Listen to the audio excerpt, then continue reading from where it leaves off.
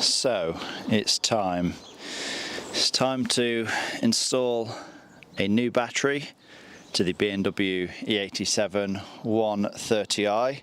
Now, why am I swapping out the battery on this car?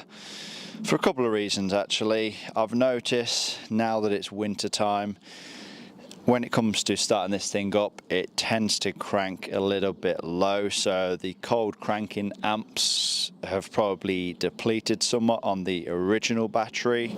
Not only that, as well, I've never replaced the battery on this car. It's the battery that came with it when I bought it, and that was like 3 or 4 years ago now. I'll have a look at the battery itself. It should be a decent one. It's a Bosch unit. It doesn't look the biggest. I'm sure it can be a lot bigger than that. It is a 60 amp hour one, so it is a little bit on the small side for one of these cars. But as I mentioned, there is a couple of reasons why I'm swapping out the battery. So I thought, because I need a battery for the barn find BMW E12, as you can see, that doesn't have a battery at all. I was essentially just borrowing the battery from the 1 Series. Rather than buy a new battery for that, which is a car that isn't going to get driven a whole lot, I may as well install a new battery to that and use that battery and put that in the barn find BMW E12. So that's exactly what we're going to do. Before we get into things, as always, make sure you give this video a like. It really does help me out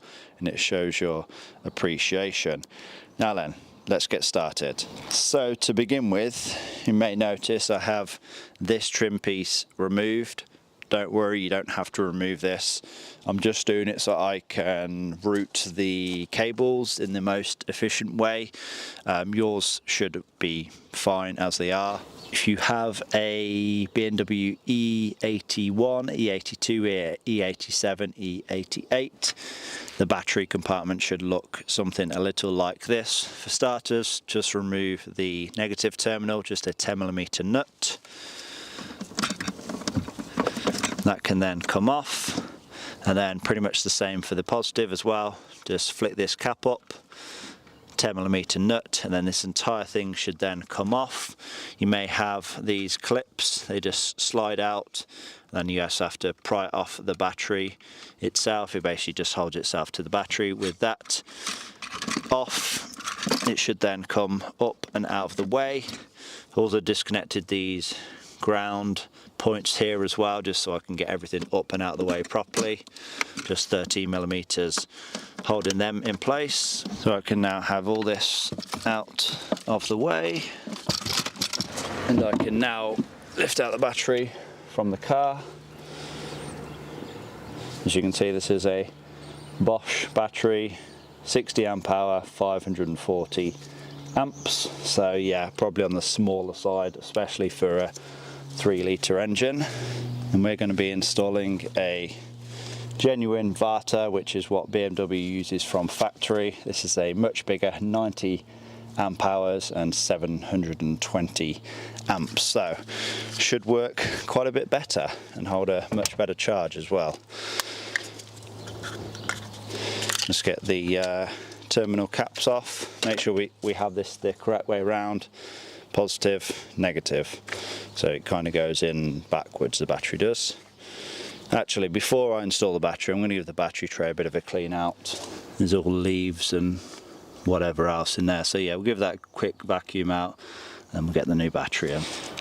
Okay, and so as you can see, the new battery is in place.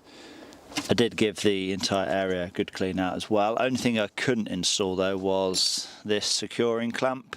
Doesn't really need it though, to be honest. It's already underneath a wedge on the moulding of the boot floor, and you know, there's this thing on it, and yeah, I mean, you can't move it. It's dead solid. It's not going anywhere. It's literally wedged in there. Now, you couldn't get a big one in there if you tried.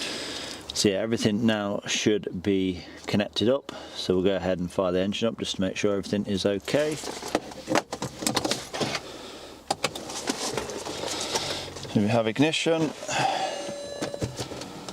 There it goes.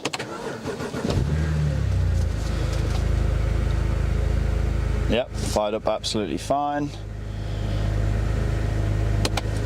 So now we'll just get this trim panel reinstalled, and then we can get the battery registered to the car. There we go, everything now put back. Now let's head inside of the car. Now then, for those of you that do not know BMW, you're probably thinking, why do we have to jump in the car and register the battery? So, long story short, any BMW battery that has an intelligent battery sensor on it, also known as IBS, not to be confused with the other IBS. Basically any BMW that has an IBS, intelligent battery sensor, basically alters the, how do I get this? How do I explain this right? So basically adjusts the rate in which it charges the battery according to your battery's health, essentially. So it will always look to optimize, the battery's charge. So if your battery is 10 years old, it's not going to put through the same charge rate as if it was brand new, essentially. I probably butchered that explanation, but yeah, basically, long story short, if you want your battery to last in your BMW, it needs to be registered to the car.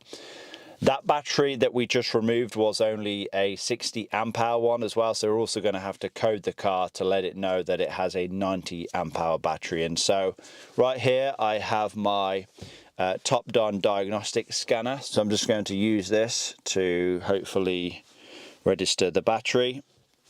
By the way, if you don't have one of these, get yourself one. They can do all sorts. I've done a bunch of coding, programming, diagnostics, all sorts with this. It's not a sponsored video, by the way. I'll leave a link in the description if you want to get yourself one. Of course, if you don't want to get yourself one, then suit yourself. But yeah, brilliant bit of kit this is. But yeah, we're going to go into special function. Now then, we're going to go to body, register battery exchange. Let's have a look when this battery was last exchanged, actually.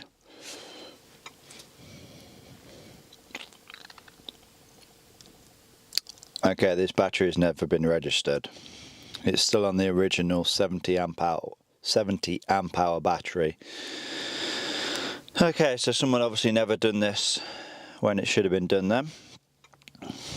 We will be doing it properly this time though. So we're going to do register battery exchange, enter battery exchange higher/lower capacity, which is yes. It's F2.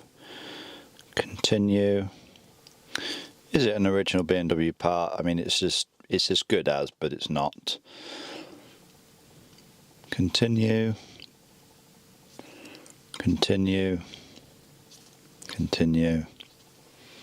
Continue. Okay, that should have registered to the car, but it didn't let us change the voltage, did it? I mean, it didn't let us change the amp hour.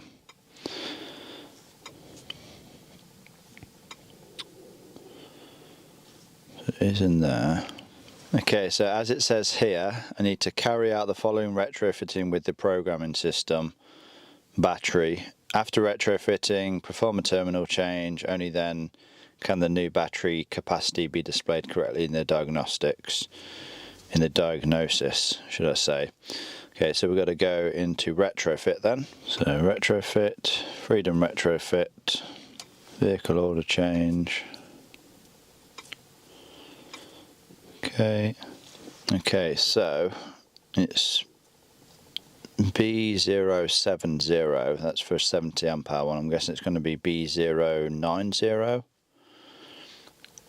B090, okay. Yeah, 90 amp hour. So we'll go ahead and delete the 70 amp hour one. So we go 90 amp hour, battery, next, yes, okay, okay, okay. So then now that we have changed the vehicle order, we have changed it from a 70 amp hour to a 90 amp hour battery. We can go into coding system list. Now we need to code the CAS, which is responsible for the battery in this car. Recoding right now, yes. Recoding, please wait. It's definitely just done something. Recoding has been completed. Okay, and now if we go into special function, body, battery exchange, display battery exchange history, continue. There we are, currently registered battery capacity 90 amp hour. As you can see, that's the one that we just done. Displays it in kilometers, of course. Convert that to miles and it will match up perfectly. Sorted then, that is another job done. Hopefully this video has been easy enough to follow along.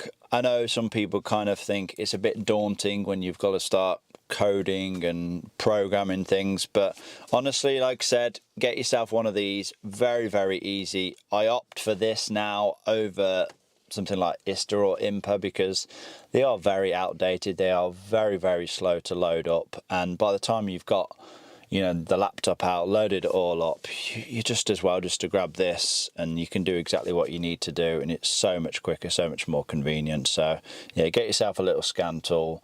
It's definitely a must when it comes to working on BMWs. But yeah, we can now get the old battery, the Bosch battery, we can now get that installed onto the BMW E12 where it will live for the foreseeable future. But like I said, hopefully this video has been easy enough to follow along. Hopefully you've enjoyed it. Give this video a like, leave a comment down below, subscribe if you have not already done so, and I will see you all in that next one.